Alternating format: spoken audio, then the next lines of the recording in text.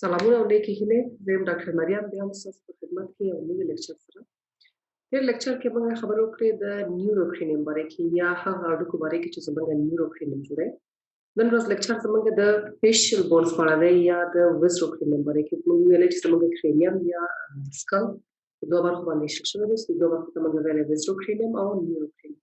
نیوروکرینیم موږ ویلې چې هغه هډوکي دي زموږ چې په کوم کې زموږ برین یا زموږ مغزه ځای په ځای کېږي. اما ویزروکرینیم هغه برخه د کرینیم ده چې زموږ فیشل وزرا یا مثلا زموږ د مغز سافت ټیشو هغه باندې ځای پر ځای کېږي او زموږ فیشل بونز چې زموږ ویزروکرینیم جوړوي. د نن ورځ لیکچر زموږ د بونز اف د فیشل سکeleton په اړه دی. تاسو ټول هیله ده چې مخکې دې چې ویډیو مخکې وګورئ نو چینل سبسکرایب کړئ، له دوستانو سره شریک کړئ او که چېرته غواړئ چې زه همدارنګه نورې ویډیوګانې هم جوړې کړم د پښتو ژبه کې څومره ویډیوګانې چې زموږ د اکیډمیک د اناټومي په دریځ کې په دې چینل باندې دي، نو که چېرته غواړئ چې دا ویډیوګانې زه راواخلم ترجمه کړم، تاسو ټول هیله ده چې ما ته په کمنټ کې خپل نظریات حتما ولیکئ او د دې چینل څخه حمایت وکړئ. مخکې زه د فیشل سکeleton یا کوم فیشل بونز چې زموږ دي موږ سره شپږ جوړې دي او دوه طاقي هډوکي دي چې برعکس د کرینیل بونز دي. کرینیل بونز کې موږ وویلې چې موږ سره دوه هډوکي موږ سره جوړې دي او باقي څلور هډوکي چې موږ سره وو هغه ټول طاقي هډوکي. اما په دې کې دوه هډوکي موږ سره طاقي دي او باقي مانده شپږ هډوکي موږ سره جوړې دي. دا شپږ هډوکي چې جوړې دي موږ سره نو دا کېږي 14 هډوکي او بقیه دا کېږي 12 هډوکي. شپږ ضرب د 2 سکند دا کېږي 12 او 12 جمع 2 طاقي هډوکي موږ کېږي مجموعه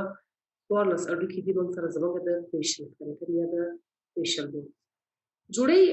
هډوکي موږ سره کوم یو دي؟ زایګوماټیک بونز سره موږ سره ماکسیلري بونز چې دوه ډول موږ هر یو باندې هډوکو کې لاکریمل بونز چې شول نو ورکوټ هډوکي ستاسو شول کېږي او په دې اساس باندې راځي تاسو ته ګورئ دا ستاسو لاکریمل بون دی. موږ ډېر واضح تاسو په شوی دی. د نو تاسو نیزل بونز لرئ، دوه نیزل بونز لرئ چې یو بل سره په انټر نیزل سټرکچر کې وصل شوي دي. پلټاین بونز لرئ چې په دې تصویر کې تاسو په شوی دي. د نو تاسو انفیریور نیزل کونچ لرئ. دا شپږ هډوکي دي ستاسو د پیرډ یا د جوړې فیشل بونز. انفیریور نیزل کونچا په چې د پیرډ کې کونچا یعنی شاخچا. په دې لیکچر کې موږ درې رقمه کونچا باندې ویل. موږ ویل چې موږ سپیریور نیزل کونچا لرو، میډل نیزل کونچا لرو او انفیریور نیزل کونچا لرو. سپیریور او میډل نیزل کونچا موږ ویل چې مربوط د اثموید بون کې، اما انفیریور نیزل کونچا موږ ویل چې کاملا یو بیل هډوکی دی او په دې تصویر کې تاسو دقت وکړئ دا ستاسو انفیریور نیزل کونچا دی. او وظیفه د دې دواړو کونچا چې موږ ویلو چې وظیفه یې مرطوب کول د هوا د انسپایرډ ایر، کومه هوا چې تاسو تنفس کوئ د هغه هوا ګرمول او مرطوبول. دا د وظیفه د انفیریور، میډل او د سپیریور نیزل کونچا. دا اوس تاسو پیرډ بونز یا جوړې هډوکي دي. علاوه راځو موږ سنگل بونز باندې دوه دانې سنگل بونز لرو موږ فیشل سکeleton کې. خپل چاره چې د بومر دی، بومر بون دی چې تاسو د نیزل سپټم کوم بونی پارت دی هغه جوړوي چې د تصویر کې تاسو نخ کړي. بومر نه علاوه تاسو مانډیبل لرئ په سنگل بونز کې. ټول نه قوي ترین هډوکي او ټول نه مهمترین هډوکي البته د فیشل سکeleton د ډنټسټ لپاره ده. تاسو په دې هر یو هډوکي باندې جدا جدا خبرې کوو. هر یو هډوکي موږ ایکسپلور کوو، ګورو چې هر یو هډوکي زموږ موقعیت چیرته دی، کوم خورامن لري او بعض کوم د نور مهمه خواص یا فیچر دي. ټول اول نمبر کې موږ سره چې ټول نه ساده ترین هډوکي زموږ نیزل بون دی. زموږ دوه نیزل بون لرو موږ چې یو بل سره په وسط کې په انټر نیزل سوچر باندې وصل شي. انټر نیزل سوچر او هغه هډوکي د ستاسو چې ستاسو د پوزې پل جوړوي، ستاسو برج اف د نوز جوړوي. هغه ځای دی ستاسو د جیک دی، د پوزې جیکوالی ټیټوالی ټول مربوط د نیزل بون کېږي. همدا کوم ځای کې چې ما اوس خپل عینه کې مېښي دي دا زما کوم هډوکی دی؟ نیزل بون دی. نیزل بون کې موږ دومره ډېر خاص خبرې نه لرو. مخکې زه خپل بل هډوکي ته د فیشل بون دوم هډوکی زموږ چې د ماکسیلري بون دی چې دوه ماکسیلري بون لرو موږ او په یو بل کې وسط کې یو بل سره د انټر ماکسیلري سوچر باندې وصل شوي. دا فقط یو ماکسیلري بون تاسو ښودلی دی، فقط یو ماکسیلري بون دی او لاترل ویو د ماکسیلري بون. همدارنګه موږ بل ماکسیلري بون هم لرو چې دواړه دا هډوکي یو بل سره په انټر ماکسیلري سوچر باندې وصل شوي دي. انټر ماکسیلري سوچر له لارې دا دوه هډوکي زموږ یو بل سره وصل شوي. لکه څنګه چې دوه نیزل بون زموږ انټر نیزل سوچر کې وصل شي، همدارنګه دوه ماکسیلري بون زموږ انټر ماکسیلري سوچر کې یو بل سره وصل شوي دي. کوم فیچرز لرو موږ په دې کې؟ ټول ډول فیچرز موږ چې د انفرا اوربیټل فورامن، انفرا اوربیټل فورامن چې ټول د ماجستري له فورامن د ماکسیلري بون کې ولاته یو فورامن لري انفرا اوربیټل فورامین لارې ستاسو یو ډېر مهمه اعصاب چې موږ ورته انفرا اوربیټل نرو وایو هغه ترنه خارجيږي او درې شاخې ورکوي. درې شاخې ورکوي. کومه شاخې ورکوي؟ یوه شاخه ورکوي ستاسو لاندنی تلک ته یا لوور آیلټ ته موږ ورته څه شی وایو؟ انفیریور پلپبل. چون ستاسو لاندنی آیلټ دی نو موږ ورته وایو انفیریور پلپبل. چې چې کلمه د پلپبل راځي یعنې پلپ څه شو؟ انفیریور پلپبل یو شاخه ده. دومره شاخې څه ده؟ لاترل نیزل. دا شاخه چې دلته ګورئ دا لاترل نیزل ده او ستاسو د نوم معلومه ده د ستاسو د پوزې لاترل او سافت ټیشو چې دا هغه څه کوي؟ عصبګي ورته ورکوي او دې نه علاوه ستاسو یو اخرنی برانچ دی دې ته موږ څه وایو؟ سوپیریور لیبیل. سوپیریور لیبیل بیا هم د نوم نه معلومه ده ستاسو د پاسنی شونډه څه کوي؟ انرویټ کوي. دا اوس تاسو د انفرا اوربیټل نرو برانچونه موږ وویل چې د انفرا اوربیټل نرو زموږ د انفرا اوربیټل فورامین له لارې خارجيږي او انفرا اوربیټل نرو خپله زموږ د ماکسیلري نرو برانچ د ماکسیلري نرو چې دی زموږ د ټرانجیکولر نرو دومه شاخه ده. دې شو دې نه بعد چې انفرا اوربیټل نرو ستاسو د انفرا اوربیټل فورامین څخه راوځي درې شاخې ورکوي چې هغه درې شاخې څه دي؟ یوه شاخې دي لوور آیلټ ته موږ ورته څه وایو؟ انفیریور پلپبل. دومه شاخې دي د پوزې لاترل ته موږ ورته لاترل نیزل او درېیمه شاخه یې ځي پاسنۍ شونډې ته موږ ورته وایو سوپیریور لیبیل. دې نه علاوه دوم فیچر ستاسو څه دی؟ انسیسیف فورامین دی. دې شو اول خبرې کوم فورامین باندې. کوم فورامین چې مکسلا کې یو فورامین ویل چې انفرا اوربیټل دی.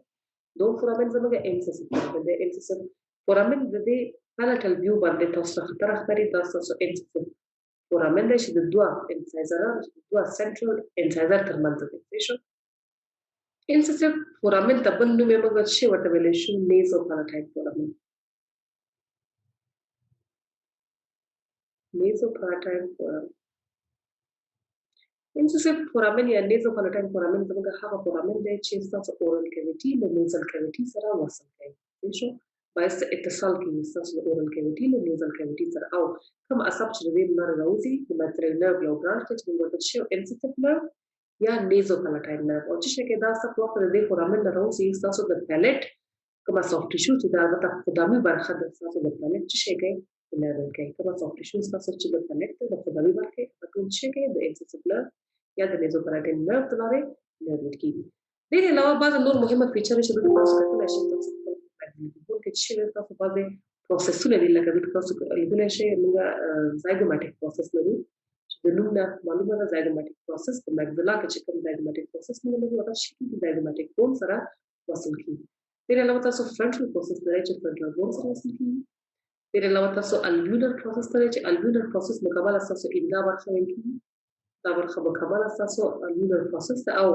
الویولر پروسس کې ستاسو ټول غاښونه د ماکسیلري بون ځای په ځای کېږي. او یو مهمه خاصیت چې ستاسو الویولر پروسس لري هغه دا دی چې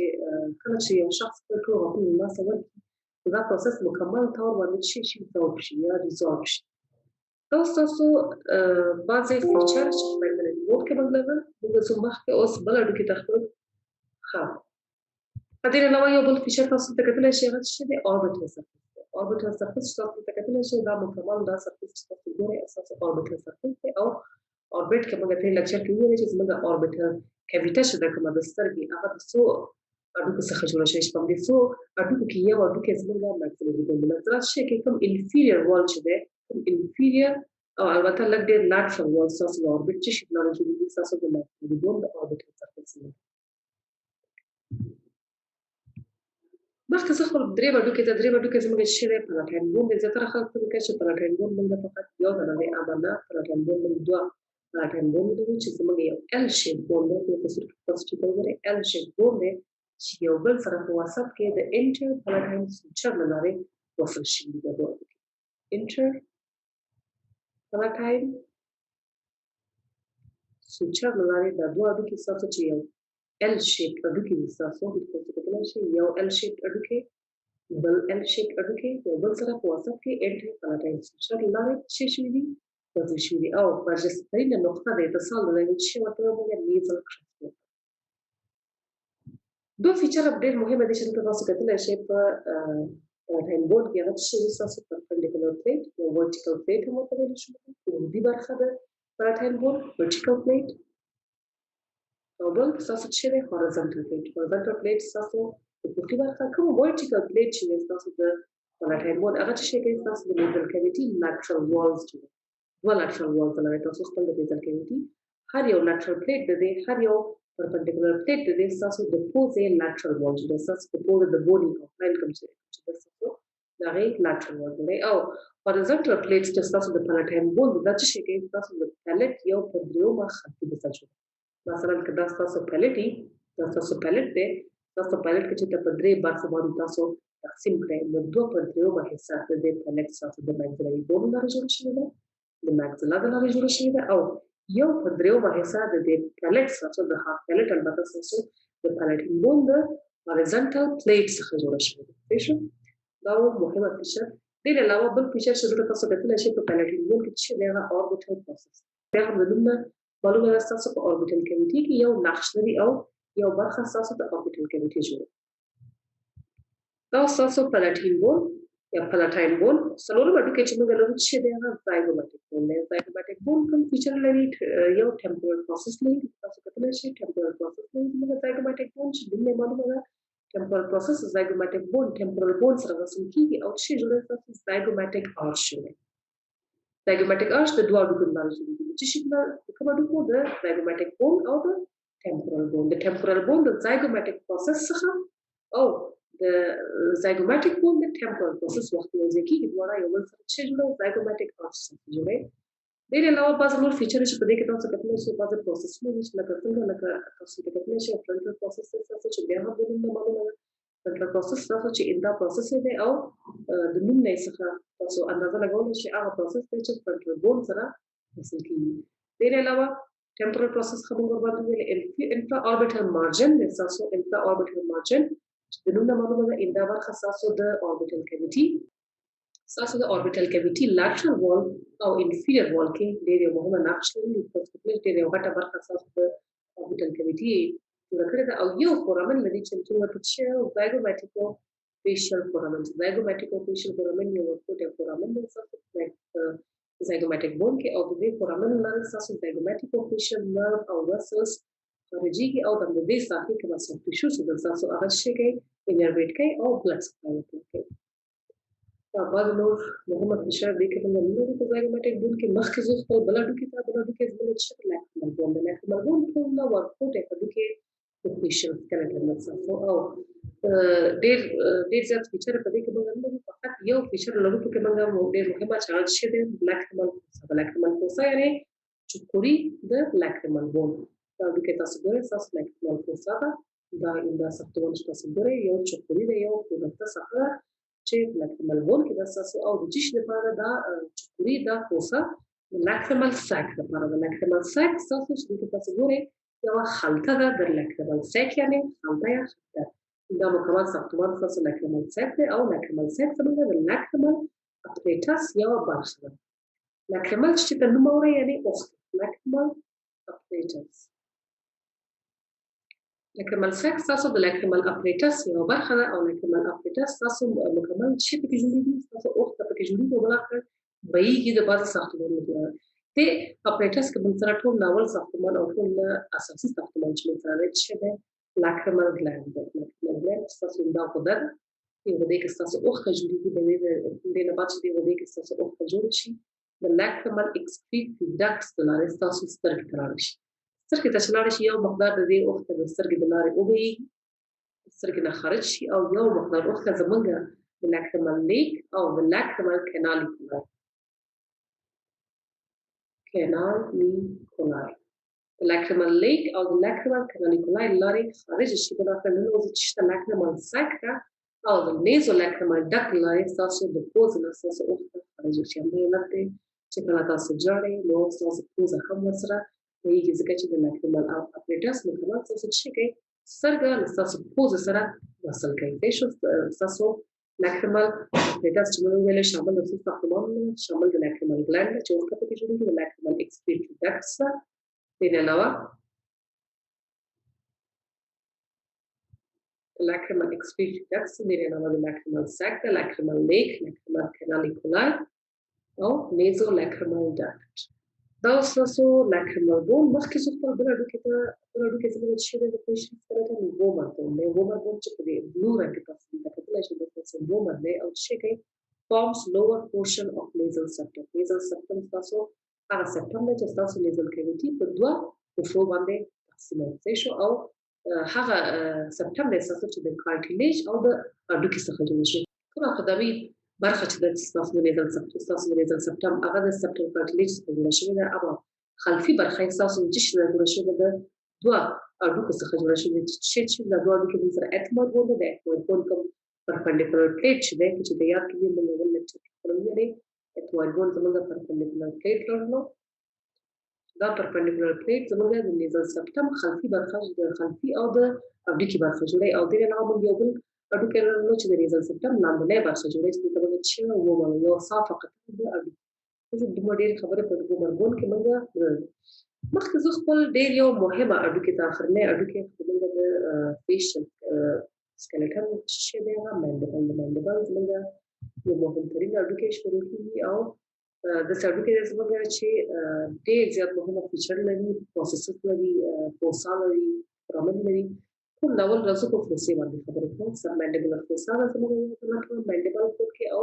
سب لینګوال فوسا سب منډیبولر فوسا زموږ هغه فوسا ده چې سب منډیبولر ګلند پکې ځای پر کېږي او سب لینګوال فوسا زموږ هغه فوسا ده چې بیا هم د معلومه ده چې سب لینګوال سلایوري ګلند پکې ځای پر کېږي موږ درې سلایوري ګلند لري چې وته سب منډیبولر ګلند درې جوړې البته سب منډیبولر ګلند sublingual gland او parotid gland submandibular او sublingual gland هغه د دې څخه چې د submandibular او sublingual fossa کې په mandibular bone کې ځای کېږي د علاوه بعض موږ فورامن باندې په دې کې لکه اوس د ګورې موږ ډېر یو مهمه فورامن لرو mandibular foramen او د دې فورامن لاره تاسو یو ډېر مهمه عصب چې د V3 د trigeminal nerve د دریوم برانش موږ په mandibular nerve دا یو شاخصه ده چې ورته موږ inferior alveolar nerve دا عصب تاسو د دې فورامن د دې کانال لري چې موږ mandibular foramen چې لږ مخکې لاړ شي mandibular canal ته تبدیل شي د دې کانال کې تاسو د دې فورامن لري inferior alveolar nerve تاسو داخلي بلاخر چې کې تاسو premolar او تاسو molar چې کې شاخې ورته شاخې د دې نه راوځي تاسو premolar او تاسو molar غاښونه چې دي انرویټ کې دې نه بعد یو مقام ته رسیږي چې موږ ورته شی mental foramen mental foramen ته چې کله ورسیږي دا نه دوه شاخې ورته یو شاخې mental foramen ته ورسېږي دوه شاخې ورته یو شاخې دنه اډوکې کې لاړ شي تاسو incisor چې کې عصب دی ورته دې شاخې ته موږ چې incisive nerve او بل شاخې د mental foramen څخه راوځي بهر او تاسو چې کې تاسو کوم ځنې کې واسو ټیشو چې دا ټول انرویټ کیږي چې دې ته موږ وايو mental nerve بیا موږ ځل ریپیټ کوم موږ ویل چې د mandibular foramen زموږ یو foramen دی ډېر مهمه چې مخکې ته لاړ شي تبدیل شي mandibular canal ته د دې foramen لاره تاسو ډېر یو مهمه عصب چې د V3 یو برانش دی او موږ ورته inferior alveolar nerve برانش او هغه داخليږي بلاخره د دې کانال دننه وازه واړه برانچونه ورته تاسو مولر غوښنه او تاسو premolar دې علاوه یو مقام ته رسیږي چې موږ ورته شی mental foramen د mental foramen ته چې کله راورسیږي البته نارسیده mental foramen ته دوه شاخې ورته یو شاخې موږ ورته incisive nerve او دوه شاخې چې خپل هم دې foramen نه راوځي موږ ورته mental nerve incisive nerve تاسو د foramen د نارسیده او دنه اډوکې نه زی کوم غوښنه تاسو incisor تي تاسو دي او غوښنه تاسو چې کې څه ته ورته کومه mental nerve تاسو په غوښنه کې کوم نقش لري چې کې د mental foramen نه راوځي فقط تاسو د facial کې واسو ټیشو چې دا د ځنې د برخې تاسو د ځنې کومه سافت ټیشو چې دا چې کې ټول نرویټ کې په غوښنه کې کوم نقش لري باسه خلک ډېر دا غلط کوي لري فکر کوي چې mental nerve تاسو غوښنه فکر کوي چې mental nerve باید تاسو د غوښنه د سفري کې اما دا خبره غلطه ده mental nerve په غوښنه کې کوم نقش نه وي من وخت به چې mental nerve block دا څنګه چې د انستيزي د داخليدو د mental foramen کې وخت انستيزي د موږ داخله شي نو هماغه کوم premolar او کوم incisor غوښنه چې زموږ دي هغه ټول شي انرویټ شي تاسو ښه بعض پروسسونه راغلي موږ په دې کې وخت چې مطلب بس کړه بعض پروسسونه موږ په دغه کې پیدا کوو کې مثلا چې مثلا alveolar process لکه څنګه چې مطلب بون کې څنګه alveolar process او هغه چې mandibular bone کې هم موږ ابیو پروسس لرو او هغه پروسس ته تاسو چې ټول غوښتنه پکې تاسو زده کیږي او خاصیت یې څه دی لکه څنګه چې د مګنولي فون کې موږ ویلې ده ابیو پروسس په اړه هماغه څه دی کوم دی کله چې یو شخص خپل غوښتنه مکمل نه سره کړي دا پروسس مکمل طور باندې شي ځواب شي یا ریزالټ شي مګنول شي بل پروسس چې تاسو په دې کې لرئ چې تاسو فورمټ پروسس دی چې فورمټ پروسس یو برخه دی یو راوتلې څخه تاسو په مګنولي فون کې دا پروسس تاسو او یو جایګه د temporalis عضلې د اتصال لپاره د دې علاوه بل پروسس چې تاسو لرئ چې تاسو کانډیلر پروسس یا کانډیلر پروسس تاسو چې یو پروسس تاسو په مګنولي فون کې او دا پروسس تاسو د ټمپورال بون ټمپورال فوسا یا مانډیبولار فوسا یا ګلیډویډ فوسا سره وصل کیږي او بل اخر تاسو TMJ جوړوي تاسو دا په دې څه کې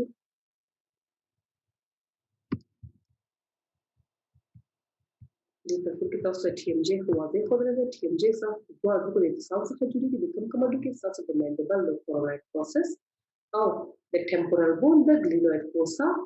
تاسو یا ګلیډویډ فوسا ماته ویل شي یا ټمپورال فوسا او یا د مانډیبولار ټمپورال فوسا سولوري دي temporal fossa,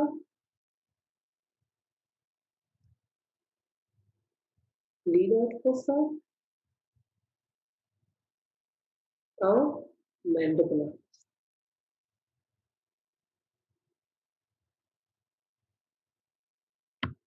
دا درې فوسا تاسو هغه ته فوسا یو نه دا درې ګلونه دي چې د فوسا ته موږ ویل شو د دې دوه اډو کې اتصال څخه تاسو د یو مهمه جوینټ دی یو مهمه مفصل چې چې هغه مفصل ته موږ شو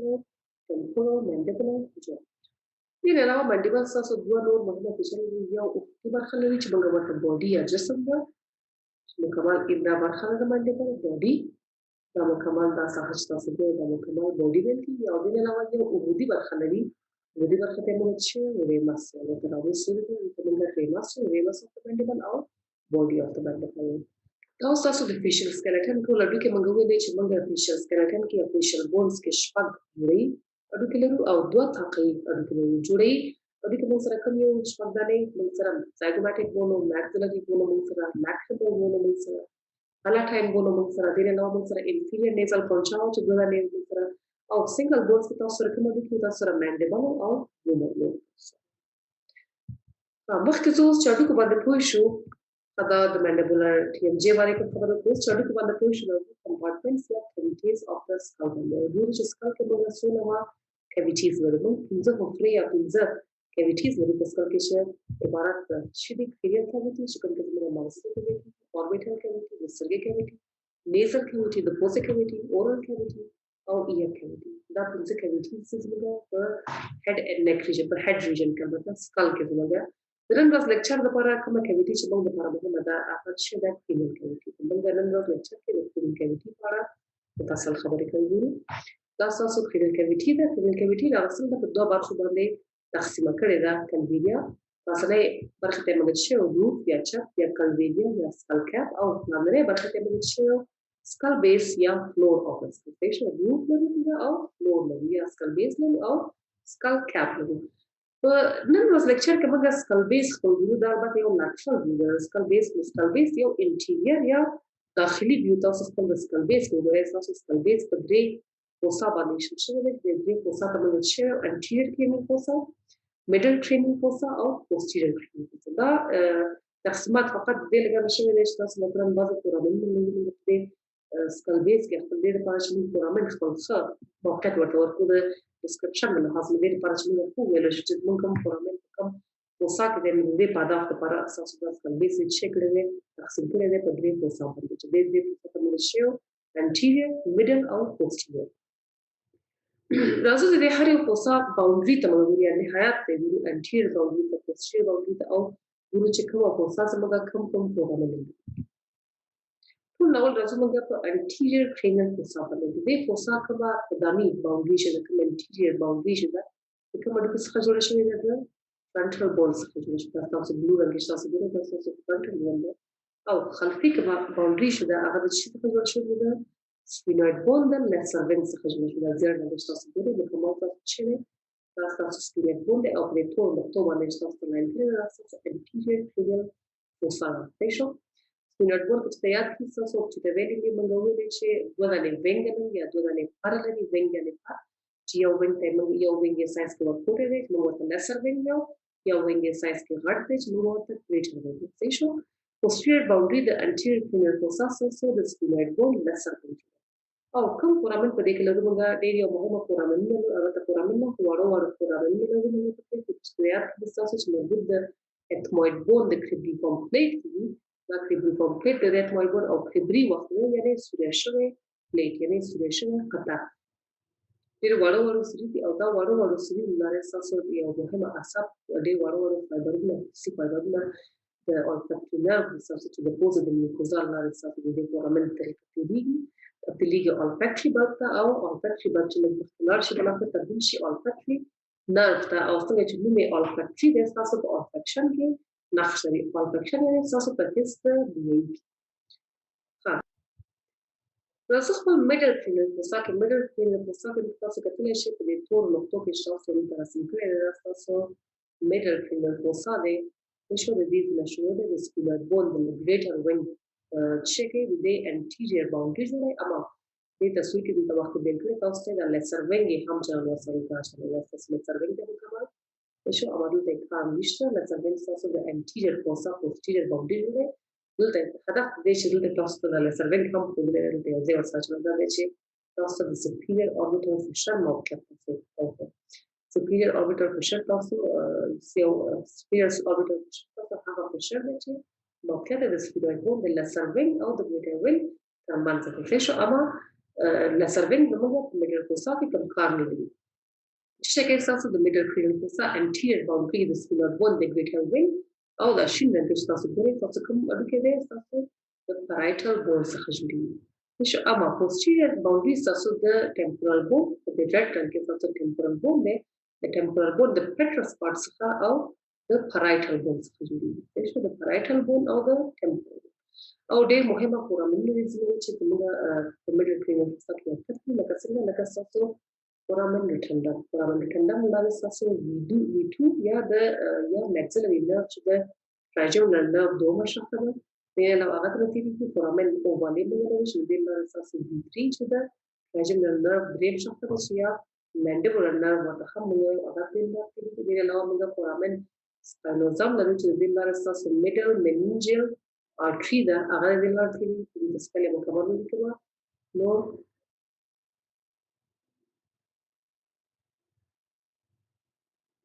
middle meningeal artery یا MMA دا د لارې کې دی علاوه تاسو ډېر یو مهمه بل فورامن چې تاسو په دې کې لرئ چې د تاسو superior orbital fissure هیڅ فرق په فورامن او fissure کې چې فقط په سایز کې فورامن زموږ یا راوند یا اوول دی اما fissure زموږ چې د elongated او ګډه زموږ fissure نو کوم خاص فرق نه دی fissure کې د دې fissure لارې زموږ څلور مهم اعصاب دي چې کوم دي cranial nerve number 3 number 4 د cranial nerve number 5 او nerve branch چې V1 ورته نومونه V1 او بل اخر cranial nerve number 6 شو دا څلور اعصاب دي تاسو دا څلور اعصاب هغه اعصاب چې مربوط د سترګې کې دي تاسو سمبول شي دا نشه پیاز نه دی superior orbital fissure orbit وخت یعنی مربوط د سترګې او دا څلور اعصاب تاسو هغه اعصاب چې مربوط د سترګې دي کوم اعصاب تاسو د مصاب oculomotor څلورم اعصاب تاسو cochlear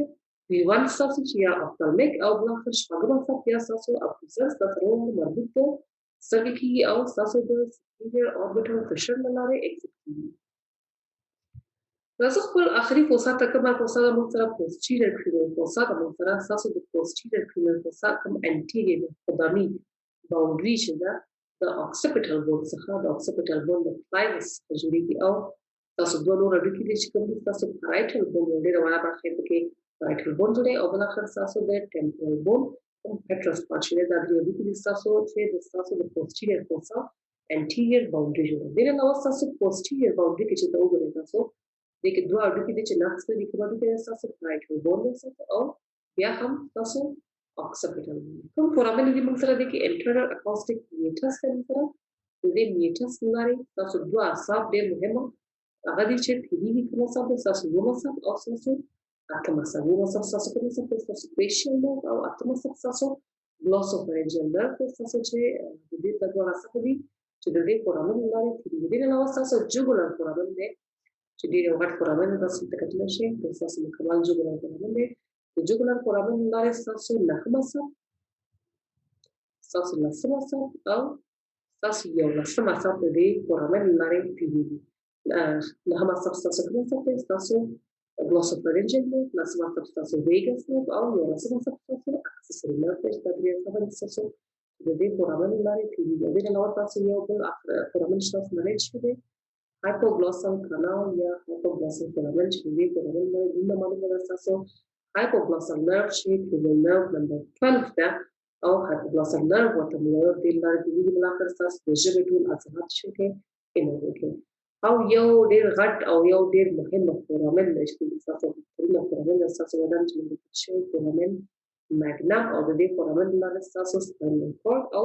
vertebral arteries چې د ستاسو ټول د دې فورامن لارې تیریږي او ستاسو د سکل څخه شریان لري چې ستاسو سکل ته ننوځي او spinal cord دی چې ستاسو سکل نه شریږي راوځي خارجي. دا ستاسو anterior middle او posterior cranial fossa او بعضې فورامنونو باره کې موږ خبرې وکړو چې کوم فورامن زموږ په کوم فوسا کې موقعیت لري. دلته بیا هم تاسو سکل بیس فقط یوه برخه یې تاسو ته ښودلې ده، یوه برخه یې لرې کړې ده او ټول فورامنونه تاسو ریپیټ کړي دي. فقط هغه فورامنونه تاسو ښودلي دي چې زموږ کوم فورامنونه زموږ cranial nerve سره ارتباط لري، یعنې هغه فورامنونه چې زموږ cranial nerve ته نه خارجي دي. لکه تاسو ته کتلی شئ کیوبیفورم پلیټ دی چې کیوبیفورم پلیټ ستاسو هغه پلیټ دی چې کوم فورامن لري زموږ olfactory فورامن لري او مربوط د کوم فوسا کې د anterior cranial fossa کې. ستاسو optic canal دی چې د optic canal لارې ستاسو optic nerve راوځي. optic nerve ستاسو cranial nerve نمبر 2 دی او مربوط د ستاسو دید کې دي، باعث ستاسو دید کې دي، دا ستاسو د optic canal راوځي. دې علاوه ستاسو superior orbital fissure لري چې دې لارې ستاسو cranial nerve نمبر 3 4 د cranial nerve نمبر 5 اولنی برانچ او cranial nerve نمبر 6 دا څخه خارجيږي. تاسو فورامن روټنډم لري چې دې لارې ستاسو V2 خارجيږي. فورامن اووالې ده چې ستاسو دې لارې V3 ستاسو خارجيږي. دې لارې ستاسو V3 خارجيږي شو او دا څلور واړه فورامنونه چې دي ستاسو موقعیت یې کوم ځای کې دی؟ موقعیت یې ستاسو middle cranial fossa. دې علاوه وخت posterior cranial fossa کې موږ درې نور مهمه فورامنونه لرو چې ربط لري چې ستاسو cranial nerve سره posterior cranial fossa لکه څنګه لکه internal acoustic meatus چې د دې لارې ستاسو اووم عصب او اتم عصب خارجي. دې علاوه تاسو jugular foramen لرئ چې دې موږ وویلئ ستاسو نهم عصب، لسم عصب او 11 عصب دې لارې خارجي کوي. دې علاوه تاسو hypoglossal canal لرئ چې دې لارې ستاسو 12 عصب یا hypoglossal nerve خارجي کوي. دا ستاسو د نن ورځ لیکچر کې چې د کوم سوال لرئ نو کولی شئ سوال په کمنټ کې ولیکئ او تاسو ټول